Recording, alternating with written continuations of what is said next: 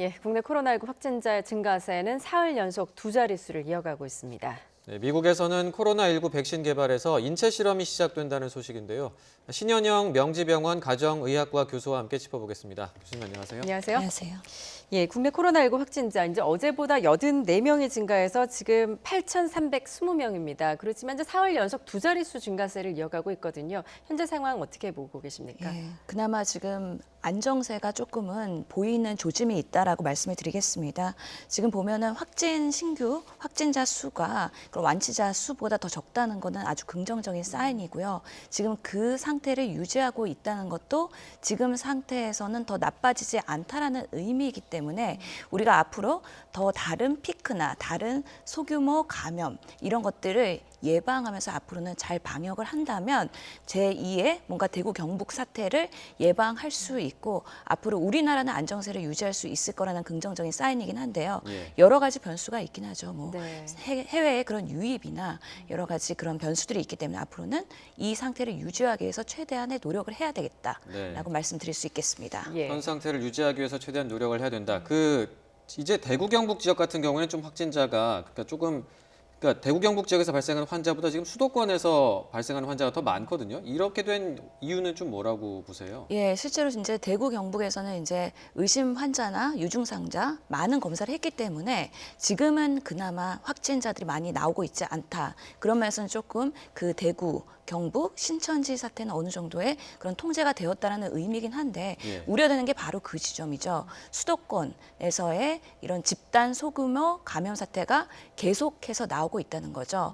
계속 나오고 있는데 이게 실제로 바이러스 전파한 시점과 확진된 시점이 어느 정도의 시차가 있습니다. 그 사이에 많은 그런 감염자들이 서울 수도권에서의 대중교통이나 여러 가지 대중 이용 시설들을 다니면서 확산됐을 가능성이 있다는 거죠. 예. 이게 얼마나 확산됐는지 모르겠는데요. 지금까지는 밝혀진 게 많지는 않지만 앞으로 더 그 확산세가 증가할 수 있기 때문에 아직은 안심할 그 시기는 아니다라는 의미이고요. 예. 이런 확산세를 우리가 어떻게 대응할 것이냐에 따라서 앞으로의 전략이나 그런 향방이 많이 좌우될 거라고 생각이 듭니다. 예, 수도권에 이제 인구가 대다수가 집중되어 있기 때문에 더 우려스러운 부분인데 어떤 이제 병상 부족에 대한 대비나 이런 것도 좀 필요한 상황 아닐까요? 예, 꼭 필요할 것으로 보입니다. 뭐 우리가 그런 대구 경북에서의 그런 사안들을 경험하면서 많은 대응의 매뉴얼과 우선순위를 어디에 둬야 되는지에 대한 교훈을 얻었습니다.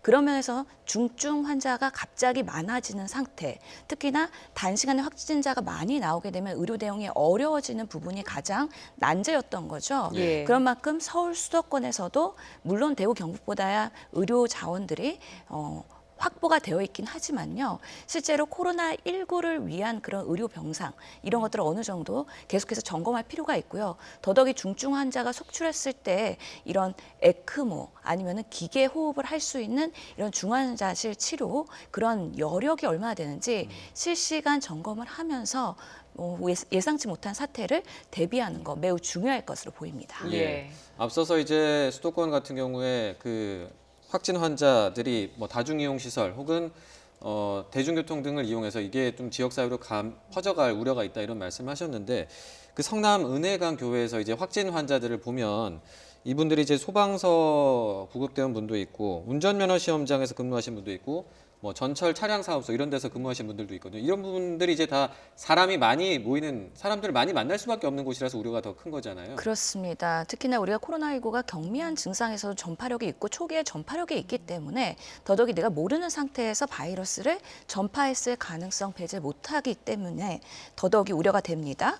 특히나 이런 은혜의 강교에서 1일 그리고 8일 예배 두 차례에 걸쳐서 모임이 있었는데 이때 바이러스가 유포가 됐을 가능성을 지금 방역 당국에서도 예상을 하고 있는 부분인 만큼 이런 접촉이 많아서 이게 확산세의 우려가 더 높고 지금도 확진 환자가 지속적으로 증가하고 있는 상태에서는 이런 사회적 거리두기 그리고 집단 모임 이런 것들 꼭 자제하면서 사회적 거리두기를 유지하는 게 매우 중요하다는 교훈을 다시 한번 얻게 되는 것이죠. 예.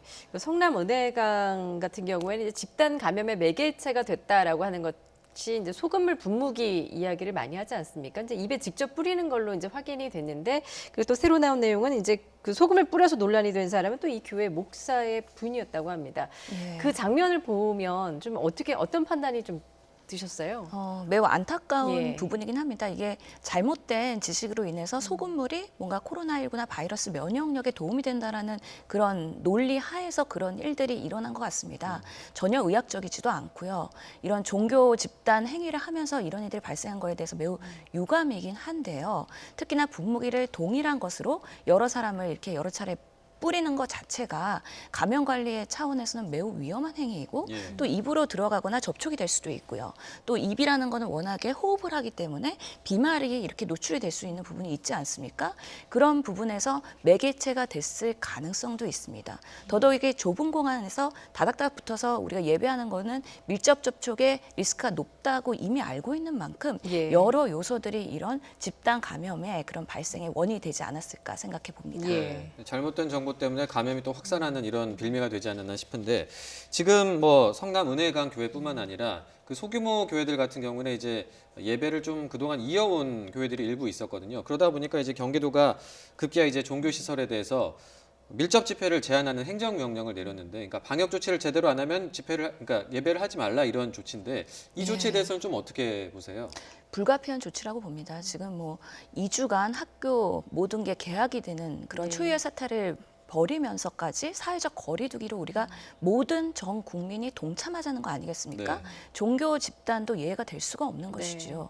감염병 앞에서는 그 누구도 똑같다는 겁니다. 그렇기 때문에 예외가 될 수 없는 부분이기 때문에 꼭 이런 모임에 대해서도 자발적으로 참여 못한다면 그런 그런 강력한 제재를 통해서라도 이런 부분에 대해서는 당분간은 이런 사회적 거리두기 유지를 하기 위한 여러 가지 노력을 해야 된다고 생각이 듭니다. 예, 참 이 부분은 이제 종교의 자유에 대한 침해냐 아니면 국민의 안전이 우선이냐라는 좀 논란이 좀 있을 수 있는 또 부분인 것 같기도 합니다.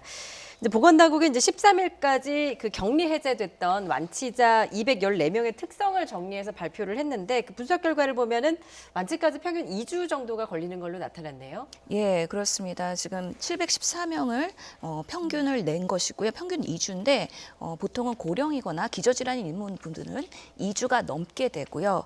보통은 건강하고 면역력이 있으신 분들은 2주보다 짧게 또는 뭐 일주일 만에도 완치되어서 음성 판정, 즉 격리 해제를 하고 나가시는 분들도 있었습니다. 네. 그런 만큼 다양한 케이스들이 있긴 한데 우리가 보통 바이러스가 확진이 되면 3주 정도 지나면은 바이러스의 그런 감염력이나 여러 가지 영향력이 떨어진다고 생각을 해서 그 판단하에 3주 이후에는 격리 해제를 하는 경우가 있는데 그럼에도 불구하고 우리나라에서는 평균 2주라는 거죠. 그만큼 경증 환자가 상대적으로 많다라는 판단일 수도 있겠습니다. 예.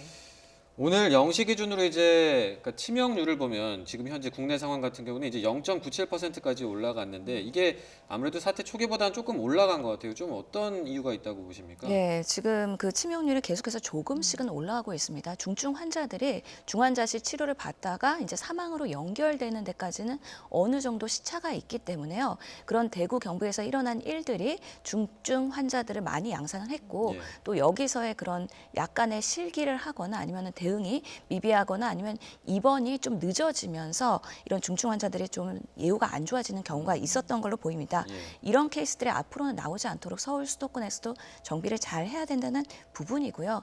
특히나 그런 중앙 임상 TF에서는 중증도를 낮추기 위한 그런 최소화 전략으로 이런 기저질환이나 리스크가 높은 분들은 선제적으로 확진되기 전에 그런 사전에 항바이러스제를 미리 투여하는 방안도 고민을 하고 있는 것으로 알려져 있습니다. 예.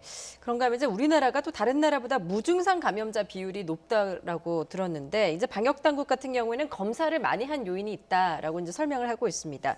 그런데 이제 20% 정도는 퇴원을 한 이후까지도 무증상인 경우가 많다고요. 예. 이건 왜 그런 건가요? 예, 실제로 우리나라는 좀 선제적으로 하루에 1만 건 이상의 검사를 많이 했죠. 그래서 의심되거나 아니면 전수조사를 한다거나 그렇기 때문에 증상이 없는 분들도 검사를 해서 양성이 나오는 경우에 확진 확진자로 다 포함이 됐습니다.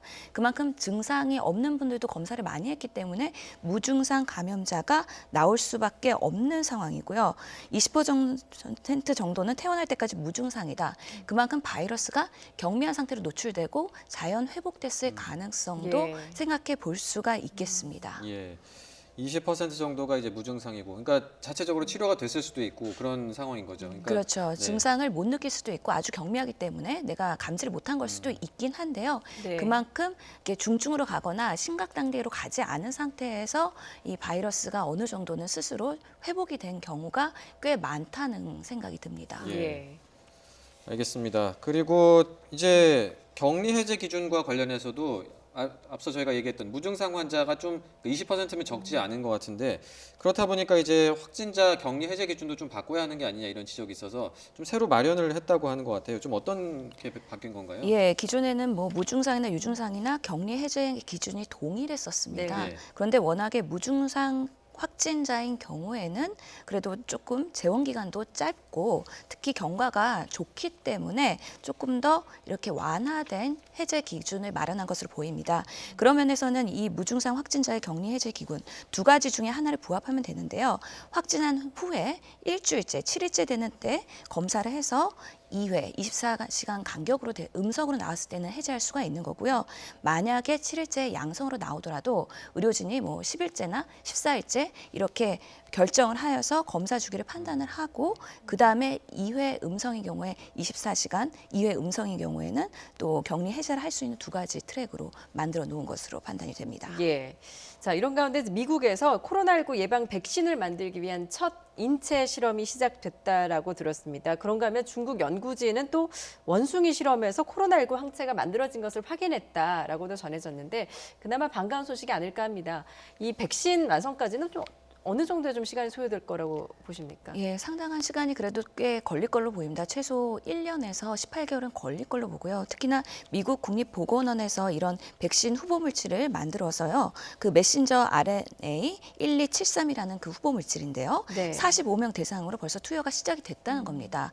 그래서 4월부터 이제 본격적으로 시작을 할 텐데 이런 임상 시험을 보통은 1상, 2상, 3상 통해서 안전성과 유효성을 입증해야 되기 때문에 실제로는 꽤 상당한 시간이 걸리는 것이죠. 예. 그만큼 금년에는 이게 상용화되는 건 좀 어려울 것 같고요. 네. 특히나 미국에서 개발한 백신이기 때문에 우선순위는 미국 국민들이 될 것으로 보입니다. 그래서 한국 사람들이 이것을 만들 때까지는 어느 정도의 시간이 필요하지 않을까라는 생각이 듭니다. 네. 실제 접종까지는 뭐 최대 1년 6개월, 그 이상도 이제 미국에서 1년 6개월이고 또 우리나라까지는 또 그 이상 걸릴 수 있다, 시간이 걸릴 수 예, 있다. 제조하는데도 시간이 걸릴 수 예. 있고요. 특히나 이런 이번 사태에서의 네. 곧바로 사용은 안 되더라도 장기화될 때를 대비해서는 이런 백신 개발의 소식은 그래도 반가운 게 아닌가 싶습니다. 예. 예. 코로나19 진단 키트를 또 이제 우리나라가 뭐 처음으로 수출했다 이런 얘기가 있던데 아랍에미리트에 5만 1,000개를 긴급 수출했다고 하거든요. 수출한다고 하는데 예, 예. 이게 지금 굉장히 이걸 어떻게 좀 받아들여야 하는지 그 굉장히 뭐 한국 진단 키트에 대한 긍정적인 평가가 있는 건지, 그리고 이게 혹시 수출이 되면 우리나라 진단 검사에는 좀 뭐 이상이 영향이 없는 건지 궁금하거든요. 어떻게 보세요? 예, 우리나라의 그 확진 검사법은 RT-PCR이라고 해서 WHO에서 표준으로 삼고 있는 방법이기 때문에 그만큼 정확성을 인정받고 있는 겁니다. 물론 내부에서 계속 그 진단 키트나 이런 것들에 대한 개발을 하고 있는 상황인데요. 지금 우리나라에서 하루에 1만 5천 건까지 가능하죠. 그렇기 때문에 지금 여러 회사에서 키트를 계속 만들고 있고 충분한 물량을 확보했기 때문에 모 교수님의 말씀에 의하면 20만 건의 그런 진단 키트를 생산할 수 있는 일일 생산량이 충분히 확보되어 있다. 예. 그러면서 수출하는 데는 크게 문제가 없다라고 말씀을 하셨기 때문에 예. 이런 수출까지도 이런 우리나라가 한국의 표본이 돼서 다른 세계화 하는데 도움이 되는 부분이라고 긍정적으로 보고 있습니다. 예. 예. 자, 이런 가운데 세계보건기구 WHO가 이제 우리 정부의 코로나19 연구에 참여하기로 했다라고 들었는데 이제 전문가 2명이 내일 방한을 합니다. 어떤 식으로 어떤 연구를 하게 되는 건가요? 예, 아직까지는 구체적인 연구 방법에 대해서까지는 공개가 되지 않았습니다. 예. 다만 코호트 연구를 한다고 하는 것이기 때문에 우리나라에서 확진되고 치료된 환자들을 대상으로 해서요. 이 코로나 바이러스의 그 임상 경과 그리고 면역성에 대한 것들 그리고 치료 이후에 그런 손상에 대한 부분, 후유증의 여부 이런 것들을 총체적으로 연구를 하게 될 것으로 보이는데요. 아무래도 이 부분에 있어서도 한국이 워낙에 처음에 많은 경험을 했기 때문에 WHO에서도 같이 합세해서 좋은 모델의 디자인을 만들지 않을까 하는 기대를 해보겠습니다. 예, 알겠습니다. 지금까지 신현영 명지병원 가정의학과 교수였습니다. 잘 들었습니다. 고맙습니다.